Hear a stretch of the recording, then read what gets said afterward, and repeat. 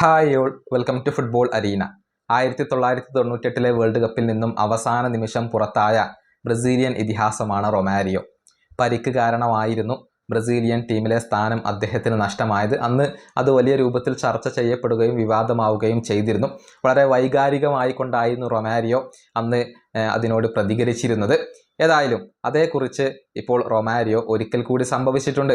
അതായത് അന്ന് ആ വേൾഡ് കപ്പിൽ താൻ പുറത്തായതുപോലെ നെയ്മർ ജൂനിയർ പുറത്താവില്ല, നെയ്മർക്ക് അങ്ങനെയൊന്നും സംഭവിക്കില്ല, ഇത്തവണത്തെ വേൾഡ് കപ്പിൽ എന്തായാലും നെയ്മർ ജൂനിയർ കളിക്കും എന്നൊക്കെയാണ് റൊമാരിയോ ഇപ്പോൾ പറഞ്ഞിട്ടുള്ളത്.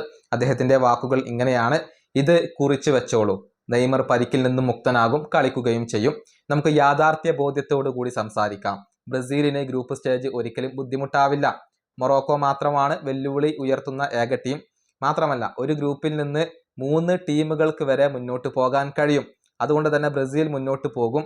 ഗ്രൂപ്പ് സ്റ്റേജിലെ മത്സരങ്ങളും നോക്കൌട്ട് സ്റ്റേജിലെ മത്സരങ്ങളും തമ്മിൽ വലിയ ഒരു അന്തരമുണ്ട്, അഥവാ ഒരുപാട് സമയം അവിടെയുണ്ട്. ഞാനൊരു ഡോക്ടർ ഒന്നുമല്ല, നെയ്മറുടെ പരിക്കിനെ കുറിച്ച് കൂടുതൽ അറിവുമില്ല.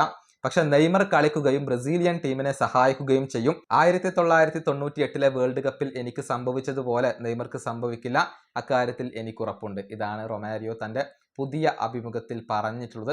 അതായത് നെയ്മറുടെ പരിക്കിൽ നിന്നും അദ്ദേഹം മുക്തനാകും, ബ്രസീലിയൻ ദേശീയ ടീമിനെ സഹായിക്കാൻ നെയ്മർക്ക് കഴിയും എന്നൊക്കെയാണ് ഇപ്പോൾ റൊമാരിയോ പറഞ്ഞിട്ടുള്ളത്. നെയ്മറെ സംബന്ധിച്ചിടത്തോളം വേൾഡ് കപ്പിലെ ആദ്യ മത്സരത്തിന് അദ്ദേഹം റെഡിയാകും എന്ന് പ്രതീക്ഷിക്കപ്പെടുന്നുണ്ട്. അല്ലാത്ത പക്ഷം രണ്ടാമത്തെ മത്സരത്തിലെങ്കിലും അദ്ദേഹം ഉണ്ടാകും എന്നാണ് പൊതുവിൽ പ്രതീക്ഷിക്കപ്പെടുന്നത്.